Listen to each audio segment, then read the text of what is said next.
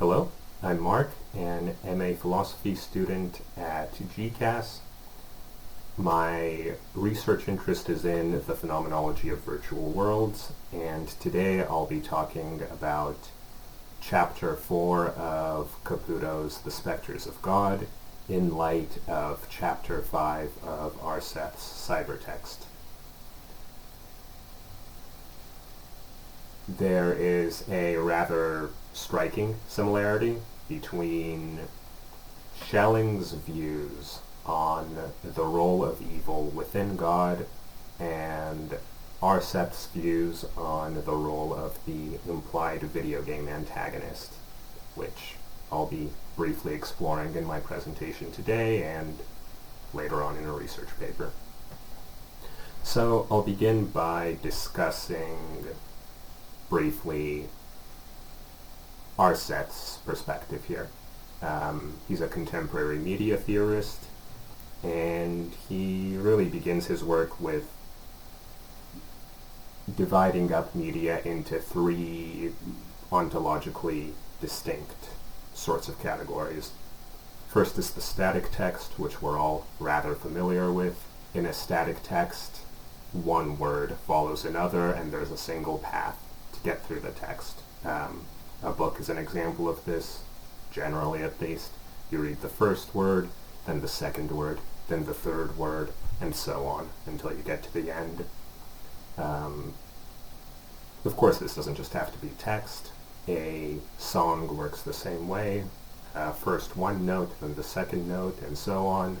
Or a film, one frame, the second frame, and so on. Next is the hypertext, which is a work that has more than one path through it, which the author creates, and the audience of that work is responsible for choosing one of the paths through the work to experience. The most common example of this are the children's branching path novels, where the reader is responsible for choosing how the story unfolds. Such a book might say something like, if you'd like the protagonist to get aboard the Titanic, turn to page 45. If you'd prefer they book a ticket on the Hindenburg, turn to page 63. And finally, Aarseth has the cybertext, which is, I would say, the most interesting category, and of course the one he names his book after. In a cybertext, the author creates a mechanism, and that mechanism then creates all of the different paths available to the reader. Or rather, the mechanism doesn't create the paths, but the different possibilities for different states the work can be in emerges from it. In the game of chess, for example, the creators of the game choose or design the rules that determine how every chess piece is able to move.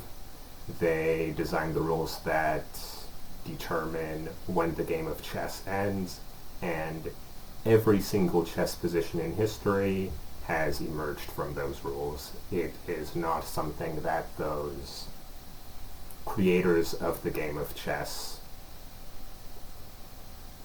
painstakingly crafted one by one. So, what is it like to engage with a cybertext? In the game of chess, the enforcement of those rules of chess is a social thing that occurs between the players involved. In a computerized cybertext, the rules will be enforced by the operation of the computer program itself, in a video game, for instance. But in any case, there is some mechanism which, by the nature of its operation, it distinguishes successful users of the text from failed users of the text. The failed users get ejected from the text, you could say, or ejected from the game world.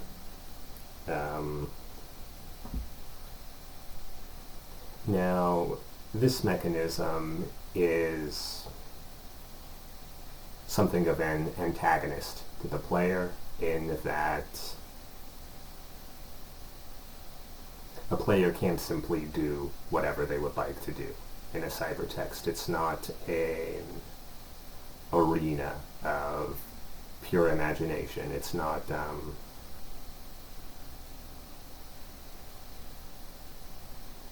say a purely creative, imaginative process like the creation of a work of art would be, for instance.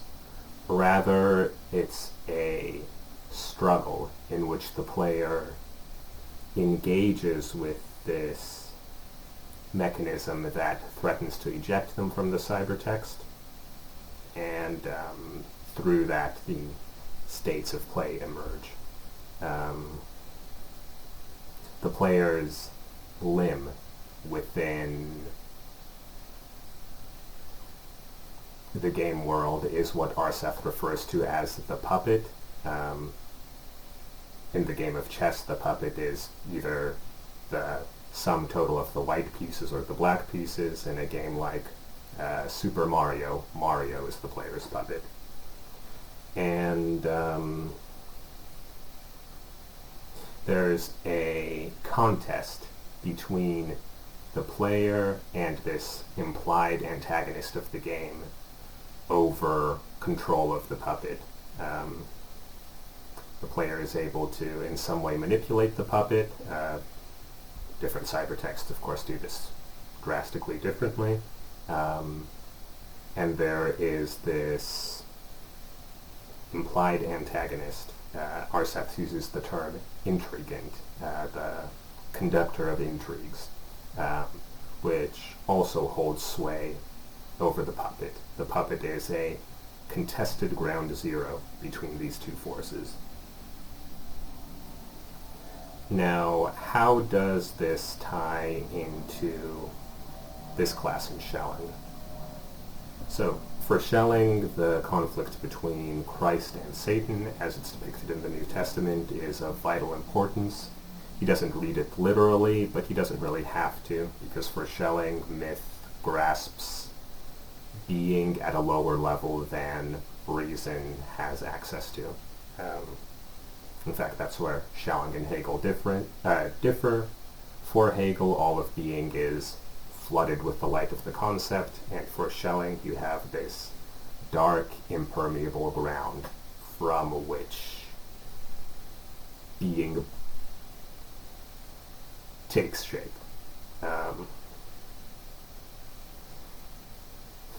Contrasted with this ground is existence. So an entity has this ground which anchors it to reality.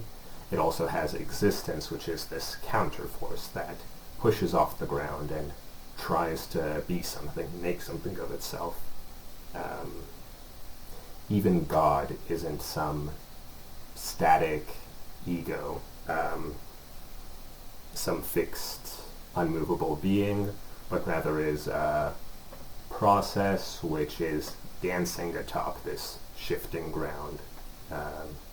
Schelling's God is beset by this ground, and God's actions are not taken just as a purely imaginative, creative act, but rather as a means of quelling or overcoming the tumult of the ground. It's God's perception, for lack of a better word, of the ground which moves God. It raises those possibilities which God then may either act on or not. God takes his actions out of something like a compulsion or a personal need to react to the chaos of the ground. This isn't a mechanistic reaction. That's Schelling's issue with Spinoza, from what I understand, and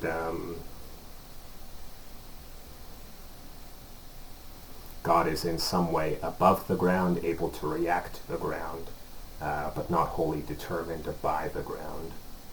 So creation thus isn't purely imaginative process on the part of God, but rather something which, in a sense, emerges from the ground.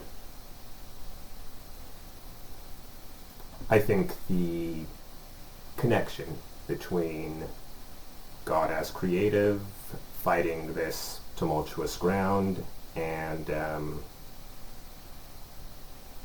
the player or user of a cybertext as in conflict with the tumult of a video game mechanism are more or less self-evident.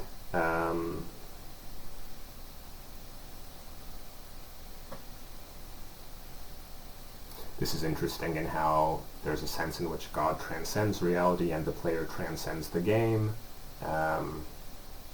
This is interesting in terms of how Caputo posits that God is lonely and creates in order to have an equal companion to, I don't know if spend time with is a phrase that really makes sense when talking about a divine being, but